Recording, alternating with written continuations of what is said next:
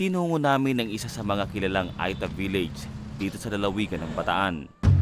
Ang liblib na dakong ito ay nasasakop ng bayan ng Morong. Nung unang dumating dito ang iglesia, andyan yung mga kamag-anakan namin, mismong lumapit dito. Ako pa ang chieftain noon. Gusto ko nga kako yung ganyan, para naman mabago yung estilo ng buhay. Sa edisyong ito ng paninindigan ay samahan niyo kami rito sa pamayanan ng Kanawan kung saan naninirahan ng daan-daan ng mga katutubo. Alamin natin ano ba ang mga naging pagbabago nang sila'y umanib sa Iglesia ni Cristo.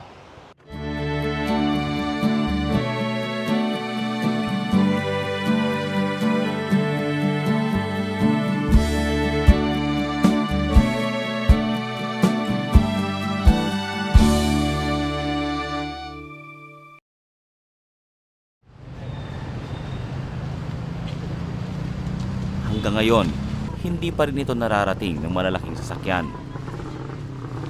Ito yung hanging bridge. Mula sa hanging bridge, mahigit sa 30 minuto kaming naglakad para marating ang sentro ng Sitio Kanawan. Dito namin nakilala ang isa sa mga grupo ng katutubong Aita.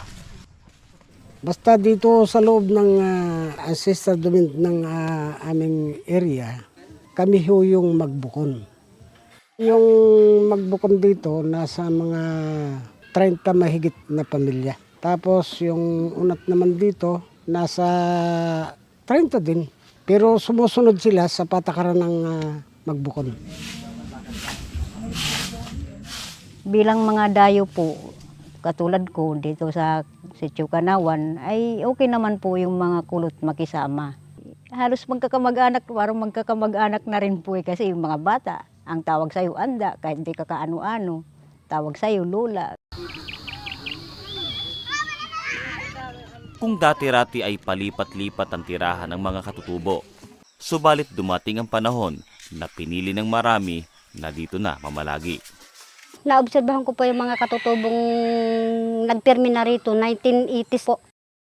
Pinagbutuhan po ng mga magiging kapitan dito na magpisang-pisang po. Ang pinagkaisahan po dito nga po maging baryo tong Kanawan. Namirmi na po talaga sila rito sa baryo ng Kanawan. Lumalayo lang po sila, nagtatayo silang kubo sa mga kayakaingin at nagtatanim po sila ng mga katulad ng gabi, kamuting kahoy, yung makakain po nila. Bumabalik din po sila sa baryo. Maraming produkto ang kanilang ibinababa tulad ng mga pananim ni Nanay Lota.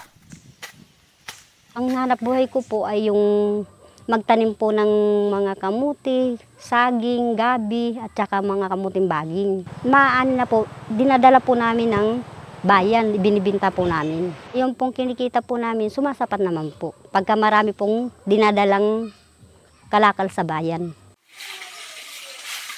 Masaya nilang ibinahagi na kasabay ng paglipas ng panahon, unti-unting nawala ang diskriminasyon.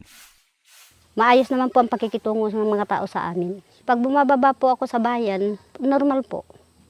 Lalo po kung nagdadala ako ng mga paninda. Nung bata pa po ako, pag umuwi po kami sa bayan, binubuli po kami. Inaano kami ng aita. Kaya po noon, takot po kami bumaba ng bayan kasi noon binubuli po ang mga kulot. Pero po ngayon, palibasat kumbaga sa sanay na po yung mga kulot sa mga unat, nakikisabay na rin po kami sa uso.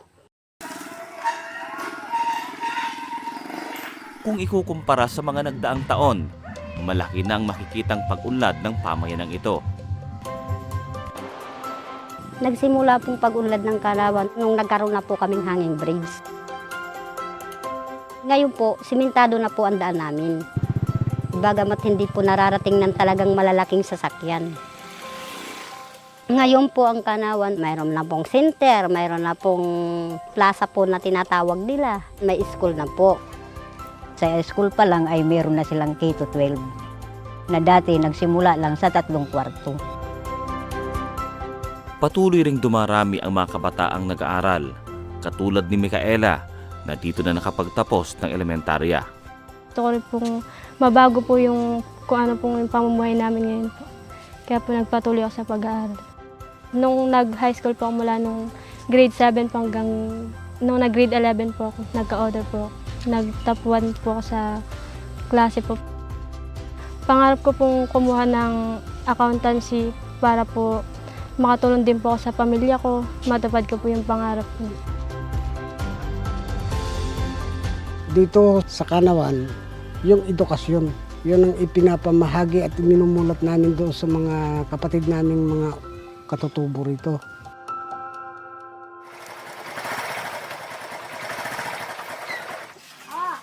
At dahil sa programa ng pamahalaan, nabigyan ng matatag na hanap buhay ang maraming katutubo, katulad ni Jimmy at Rading. Ang trabaho po namin sa SBMA, sa law enforcement, nagtatrabaho po ako sa procedure pa sa security. Nagpapatrolya po kami sa jungle. Ayon sa kanila, ang isa sa mga nakatulong ng malaki sa magandang pagbabago ng mga residente ay nang sila ay magabayan sa kanilang espiritual na pamumuhay. Nung unang dumating dito ang iglesia, andyan yung mga kamag-anakan namin, mismong lumapit dito. Ako pa ang chieftain noon. Gusto ko nga kako yung ganyan, para naman mabago yung estilo ng buhay. Noon pa, kilala ko na ang Iglesia ng Cristo ay matulungin. Ay pag nagmi-mission sila, hindi yung sapilitan, yung pangangaral na mahinahon talaga. Magkakaibang kinagis ng relihiyon ng mga taga rito sa Kanawan. Ang kinamulatan ko pong relihiyon yung Katoliko po. Ang religion ko po noon ay Protestante. Born again po. Ngayon may mga pinisan po ako roon na iglesia na po. Lagi nila ako pinupuntahan sa bahay. May umakit po rito na mga nagdodoktrina po. Hanggang sa dinoktrinahan po, marinig ko yung pangangaral ng iglesia. Naantig po yung aking damdamin. Nung makinig ako ng dalawang bisis, napaiyak na po ako ng pangalawa.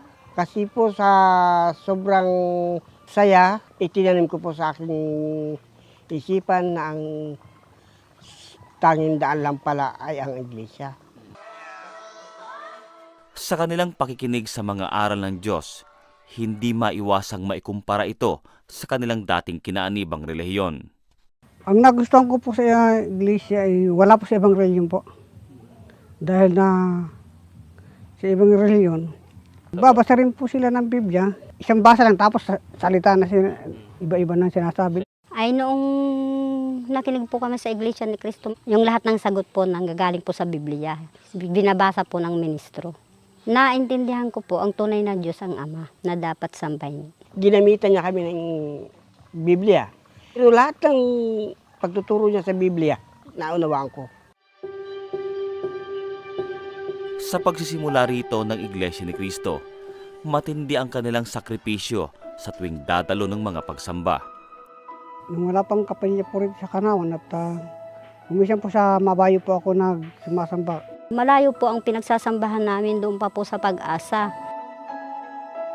Wala po kami pamasahin noon, naglalakad po kami. Halos inaabot po kami ng gabi. Lalakarin po namin ng higit 2 oras mula po dito. Yung pababa, wala pong ganong masakyan. Wala pang ganong tricycle, wala pang ganong single. Maglalakad talaga, obligadong maglakad kung talagang gusto mong sumamba. Ang ginagawa po namin, maaga po maalis na po kami rito. Tapos sa gabi po, pagkayari namin sumamba, lalo na kung may ulan, nagtitiis po kaming umakyat dito, naglalakad papunta rito. Pagkapaakyat po, ang talagang yung talagang tunay na lakad na, nasa 2 oras at 45 minutos. Kahit pa malayo po ang pagkasambahan ko, papatuloy pa rin po ako. Sapagkat yun ang ginampanan kong tungkulin. Yun ang tungkulin na binigay sa akin ng Diyos. Paglingkuran ko po siya. Buong puso ko pong pinaglilingkuran ng Diyos at masayang-masaya po ako. Masayang-masaya po ako at wala nang kapantay pang kasiyahan ko. Dahil ang sinasamba ko ay tunay na Diyos.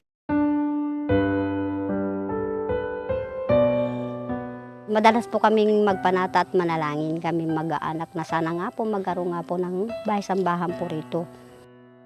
Ang sabi nga ng asawa ko, sana po ama magkaroon naman po ng kapilya po rito sa Kanawan.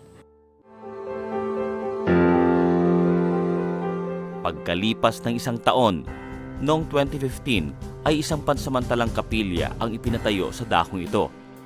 Yung dati po naming kapilya dito nagsimula po, pawid lang po siya. Una, malit lang po. Yero din po, kaya maganda may upuan din po. Hindi nagtagal, pinasimulan na ang pagtitindig ng mas malaking dako ng pagsamba. Noon pong sinisimula na po itong aming kapilya, natuwang-tuwa na po kami. Naghahakot po kami ng mga materyalis, yung kaya po namin. Sa liblib na dakong ito, nakita nila ang paninindigan ng mga nasa Iglesia ni Cristo Engineering and Construction Department na matapos ang proyekto. Laking pasasalamat po namin sa mga construction. Ay noon pong nakikita po namin sila nagbubuhat ng mabigat ng mga materyales, naawa din po kami sa kanila. Sa halip na pong sasakyan ng magbuhat ng mga materialis, palbas at hindi pa pumarating ng sasakyan tong amin, talagang sila na po ang nagsasakripisyo magbuhat ng mga materialis. Dahil sinacrifice nila ang paghahakot dito niyan. Ang hirap talaga, sakita ko. Dahil sila lubog halos sa pawis. Talagang mahirap po yung pagsalunga. Ay mula po hanggang bridge talagang pinipingga-pingga po nila, pinapasan. Kasi po yung lugar po namin na nun, hindi pa po siya masyadong, ano po yung transportation niya dito. Tapos binubuhat-buhat lang po nila yung mga ano, kaya po matindi po talaga yung effort na ginawa po nila, yung mga naggawa po ng bahay-sambahay. Sa awa at tulong ng Panginoong Diyos, noong 2017 ay isinagawa ang unang pagtitipon ng Iglesia ni Cristo sa bagong dako ng pagsamba. Malaki po ang tulong sa amin yun. Ilang hakbang lang po ng paa namin, mararating na po namin ang kapilya. Malaki pong biyayang ibinigay po sa amin dito sa lugar ng Kanawan. Kaya minamahal po namin ang aming bahay-sambahan. Inaalagaan po namin, nililinis. Masaya po kami, nagkaroon po kami ng magandang sambahan. Salamat. Kapilyang aming pagsasambahan. Andi dito na po, hindi na po kami lalakad ng malayong-malayo. Kasi andi dito na po. Salamat. Maraming salamat. Dininig ang aming panalangin sa iyo. Papasalamat nga kami na nakagawa ng maganda na sambahan po. Kahit nasa nasa liblib kami ng bundok, masayang-masaya po kami na nasabi namin kay Ka Eduardo Manalo na maraming salamat na hindi po kami kinakalimutan. Talagang biyaya po talagang malaki. Kung hindi nang dahil sa Diyos, hindi kami mapagtayo ng kapilya. At malaking pasasalamat ko po yan sa gitna ng kabundukan na ito ay naipagpatayo kami ng ganitong pananambahan. Malaki pong pagpapasalamat namin sa Ama kahit nasa ganito kaming lugar, hindi kami pinapabayaan. Talagang damang-dama po namin ang paglingap. Talagang masasabi mo na napakapalad po namin bilang Iglesia ni Cristo. Nararamdaman namin ang pagmamahal.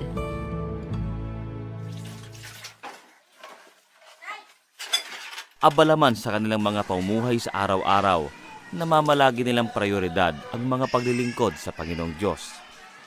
Choir member si Micaela, diakono sina kapatid na Jimmy at Rading, at diakonesa naman si kapatid na Lota. Pagdating naman po sa pagsamba, talagang nagtatalaga kami. Kung noon nasa baba, puro sakripisyo ginagawa namin. Nagmaglakad, ginagampanan namin ang tungkulin namin. Ako, diakonesa. Yung pakayang halos kapitbahay mo na lang ang kapilya, hindi ka baga sasamba sa ganun, hindi ka baga matutuwa sa ganun. Lalong-lalo po namin pagsisikapan. Sabi nga namin, lalo namin papakamahalin ang pagka-iglesia po namin. At tulad ng mga kaanib sa iglesia sa iba't ibang dako, sa kanilang pagdalo ng pagsamba at pagtupad ng tungkulin sa iglesia, may mga pagkakataong nakararana sila ng mga pagsubok. Talagang pag nasa iglesia ka po, talagang marami po talagang pag-uusig na nangyayari. Hindi lamang yung mga kasama ko sa trabaho, mga kumpare ko rin noon. Nung araw na ako naging inuusig ba't daw ako pumasok sa iglesia. Kung minsan nga po, niyayaya ko ng mga kasama ko pista. Pasensya na kayo mga pare, sabi ko. Nung ako hindi pa iglesia, malaya ninyo akong niyayain kahit saan tayo nag-inom. Alam naman yung niyayain ka ako, kahit saan. Pero ngayon, wala na ako sa akin yan. Kasi hindi naman pangkalangitan niya, kung hindi pang kalangi kalayawan. Ayon sa mga residente, sa kanilang pag-anib sa Iglesia ni Cristo ay nagkaroon ng malaking pagbabago sa kanilang buhay. Nung barangay captain ako, marami talagang nagiinom. Ako man na ito, nagiinom din eh. Kaya lamang, nung mag-iglesia, napalas. Ay dito po, ang mga tao po rito sa lugar ng Kanawan, mahilig po sila sa mga inom, sugal, at saka sa mga kalayawan po talaga. Madaling makapagbagong buhay kahit na anong ugali mo, mababago po. Kaya nga po nagpapasalamat nga po ako dahil nawala sa akin lahat yung bisyo sa dati. Napapabayaan ko yung pamilya ko. Ngayong iglesia ni Cristo na ako, marami talaga na bago sa buhay namin. Talagang mapakasaya. Nung makita ng pamilya ko na wala na akong bisyo, wala na ako wala na. Inalis ko na po yung dati kong bisyo. Nung tinawag po ako ng Panginoon, inalis ko po yun. Sabi ng misis ko, kahit hindi mo ako tawagin, sasama ko sa'yo. Kasi nakita niya yung bisa ng salita ng Diyos. Kaya po, hindi ko man sa inaan yan, pilit na siya sumama, pilit na siya pumilit na magsamba. Hanggang sa ngayon, Mula nung nag-iglesia ni Cristo po kami, naging malapit po kami sa Diyos. At isa pa po, nung amin pong pag-uugnayan ng mag-asawa ay hindi po katulad nung dating hindi pa po kami iglesia ni Cristo, madalas po kaming mag-away kasi hindi po kami nagkakaunawaan noon. Pero ngayon po, nung kami iglesia ni Cristo na, nalayo po sa bisyo yung asawa ko. Dati po kasi may bisyo yan. Ngayon, payapa na po ang aming sambahayan. Mas maganda yung nag-iglesia ako dahil una, dito ko nakita yung tamang daan. Ang kabutihang dulot ng pag-anib sa iglesia ay nakatawag ng pansin sa mga katutubo, katulad ni Resena. Yung nga po mga nakaraan, may naranasan po akong matinding pagsubok sa buhay namin. Nakakala ko hindi ko kaya lagpasan. Tapos may lumapit sa akin, yan sila nanay, na sumamba ako sa iglesia. Invite po nila ako, hanggang nakinig po ako, nagtuloy-tuloy po yung pakikinig. Tumatagos sa isip mo tsaka sa puso mo yung sinasabi ng ministro. Kasi po, talagang binabasa sa Biblia. Hindi po yung galing lang sa bibig ng tao. Sa iglesia po ni Cristo, lahat sasabihin nila sa inyo, gawa sa Biblia, babasahin talaga sa inyo. Kung ano yung pinagbabawal para lang mapabuti ka. Mga umanib sa iglesia ni Cristo, nakita ho sa kanila yung ganap na pagbabagong buhay. Itinalaga ng kanilang mga sarili. Nakita ho natin mayroong mga may tungkulin na mga katutubo. Sila na po ang nangunguna sa mga pagsamba at mga paglilingkod. Nakita po ng mga kapitbahay nila yung pagbabago, yung paninindigan ng ating pong mga kapatid.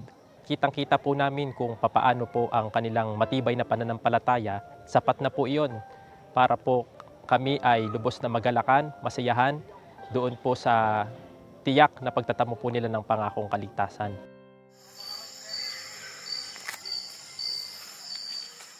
Kung dati-rati ay sila ang nagsasakripisyo para makadalo ng pagsamba, ngayon ay sila na ang pamalagiang pinupuntahan ng mga ministro upang madalaw at mapangasiwaan ang kanilang mga pagsamba. Dito talaga ang dilim po, no? Opo, talagang ilaw po, kulang po dito. Pinaplano na rin po ng gobyerno po na palagyan po ng ilaw dito. Sasabay po siya sa daanan po. Dito talagang kailangan maingat po kayo pag bumababa. Opo, ito lang po sa ngayon yung nag-iisang daanan po eh. Dapat talaga sanayan lang din po sa pagdaan po dito. May mga pagkakataon din na mag-isa kayo rito po, na umaakyat o pababa.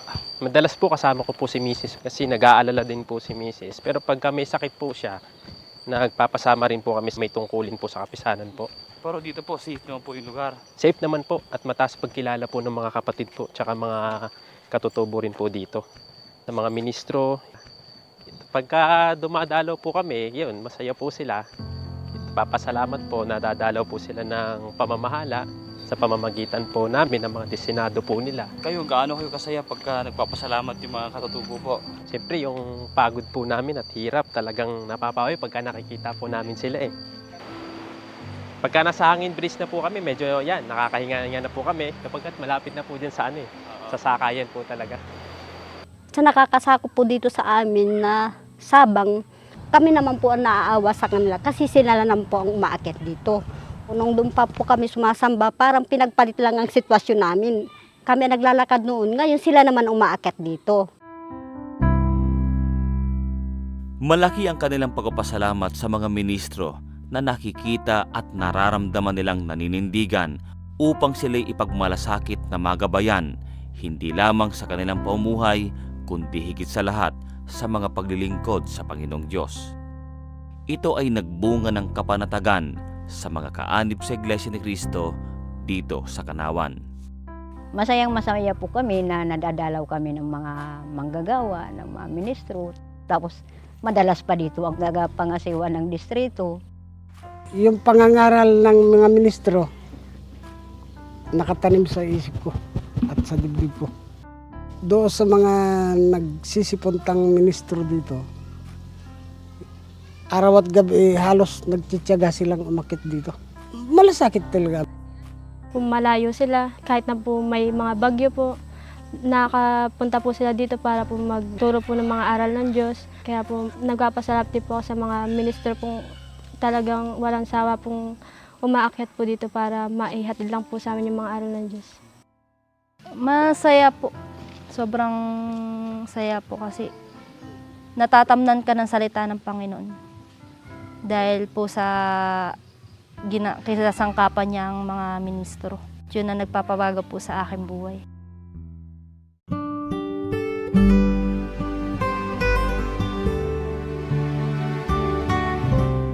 Masasabi ko lang doon sa mga kapatid natin dito na hindi ako nagkamali bilang isang naging pinuno. Kung nag-atubili pa ako noon na hindi papasukin dito ang iglesia, ay wala na kaming kakasandalan. Hindi na kami maliligtas sa araw ng paghukom. Natanim na po sa amin yung aral ng Diyos na suwamba po. Hindi ko po inano po yung kahirapan, basta ang mahalaga po nakakapaglingkod po kami sa Diyos. Hindi kami nagpapabaya sa pagsamba, hindi rin kami pinapabaya ng Diyos. Lalo na kung may mga problema kami. Ang ginagawa po namin, siyempre pagdating po namin ng sambahan, doon po kami nananalangin. Papasalamat nga po ako sa iglesia dahil yung hindi ko natutunan sa ibang religion, sa iglesia ko lang po natutunan ng napakagandang aral po. Tunay na pagbabagong buhay. Binibigay nila sa amin ng mga salita na pagbabagong buhay para yung nakaraan namin ay malilimutan na namin.